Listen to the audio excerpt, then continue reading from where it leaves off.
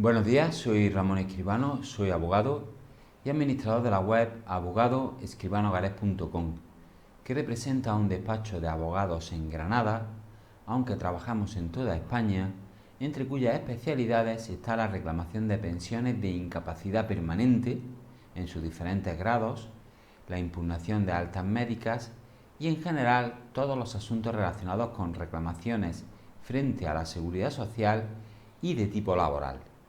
Y en el vídeo de hoy vamos a tratar de responder a una pregunta que normalmente nos hacen mucho las personas que quieren reclamar una pensión. Y es la siguiente: ¿puedo en mi caso conseguir una pensión de incapacidad permanente absoluta? Seguidamente lo vamos a explicar.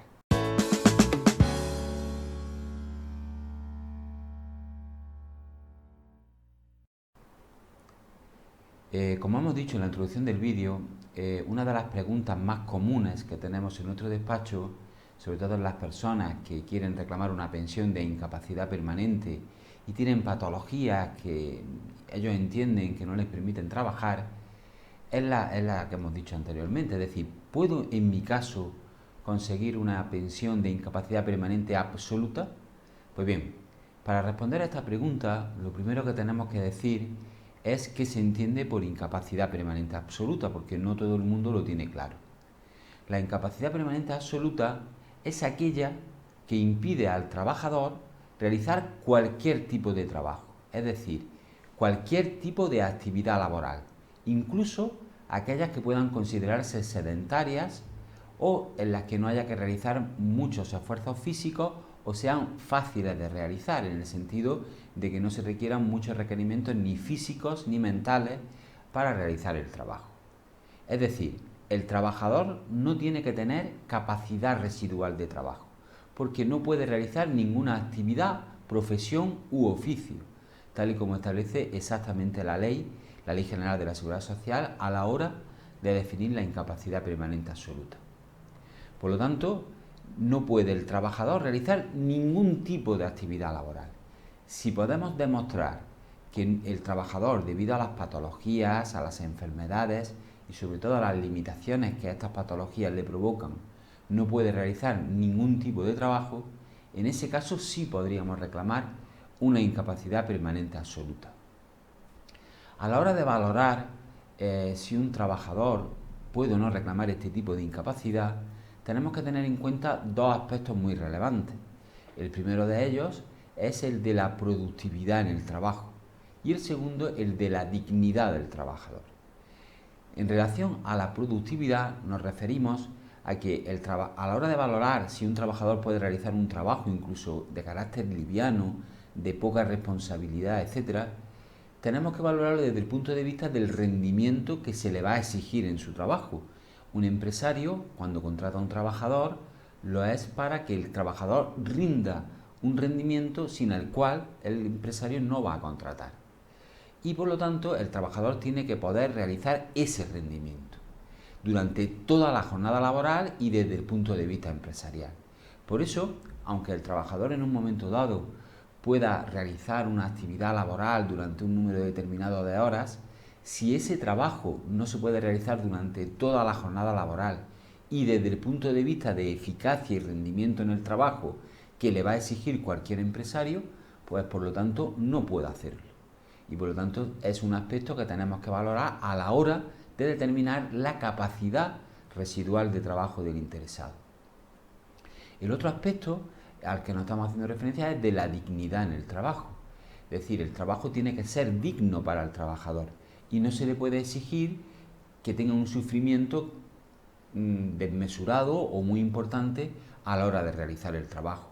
Si un trabajador, para poder realizar mínimamente el trabajo, tiene que sufrir indeciblemente y por lo tanto un sufrimiento que no le es exigible, bien por las patologías que tiene, por el esfuerzo que tiene que realizar, etc., en ese caso ese trabajo no es digno para el trabajador y por lo tanto tampoco se puede realizar. Es decir, tenemos que conjugar, como hemos dicho, a la hora de valorar la capacidad de trabajo del interesado, tanto el punto de vista de rendimiento desde el punto de vista empresarial como desde el punto de vista de la dignidad a la hora de desarrollar el trabajo que tiene todo trabajador. Bien, Esos dos aspectos, como decimos, son aspectos muy importantes a la hora de determinar la capacidad residual de trabajo del interesado. Ahora vamos un poco más a la práctica. ¿Cómo valoramos nosotros en la práctica, nuestro despacho, si un trabajador puede o no puede realizar una actividad laboral determinada, es decir, no puede realizar ningún tipo de actividad laboral? Pues para ello lo primero que tenemos que hacer es entrevistarnos con el trabajador y valorar toda su documentación médica. Toda la documentación médica que nos acredite cuáles son sus limitaciones, tanto desde el punto de vista físico, es decir, qué patologías le provocan limitaciones físicas, por ejemplo, de ambulación, bipedestación, capacidad de carga biodinámica a nivel de diferentes aspectos corporales, como puede ser la columna dorsolumbar, cervical, hombros, codos, etcétera.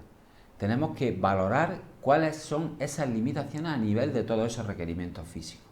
Pero también, y respecto desde el punto de vista de la absoluta, de la incapacidad permanente absoluta, también nos interesa valorar los requerimientos de tipo mental, los requerimientos de concentración, de atención al público, de relación con terceras personas, de memoria, etcétera. Una vez que nosotros hemos podido valorar toda esa documentación médica que nos acredite todas las limitaciones que puede padecer el interesado, el siguiente trabajo es un trabajo eminentemente jurídico, de valoración jurídica, y tenemos que ver si ese trabajador, con esas limitaciones tanto físicas como psíquicas, podría o no desarrollar un trabajo en los términos que hemos expuesto anteriormente, incluso trabajos sedentarios e incluso trabajos en los que no se les vaya a exigir una excesiva complejidad. Pues bien, si valorando esa situación particular de cada interesado a la luz de esos documentos médicos y de esas limitaciones puestos en relación con los criterios de rentabilidad y de dignidad en el trabajo, se llegará a la conclusión si en ese caso en concreto podríamos reclamar o no una incapacidad absoluta, o en su caso tendríamos que reclamar otro grado de incapacidad permanente, bien una total, bien una parcial, etc. Por ello, este tipo de trabajo, este tipo de valoración es una valoración totalmente individualizada. No se puede decir a priori si yo tengo estos requerimientos afectados, podría ya reclamar una absoluta, en ningún caso. Cada caso en particular tendrá que analizarse desde el punto de vista personal y subjetivo del trabajador para llegar a esa valoración. Y ya que estamos en este tema, ya que hemos llegado a este punto, tenemos que decir para terminar que en nuestro despacho de abogados, esta valoración de la viabilidad de su reclamación de su pensión de incapacidad permanente es totalmente gratuita. Simplemente llamen al teléfono que aparece en este vídeo y les explicaremos cómo puede acceder a su informe de viabilidad de la reclamación de su pensión. Con esto terminamos el vídeo, espero que el vídeo les haya gustado y como siempre, hasta el siguiente vídeo.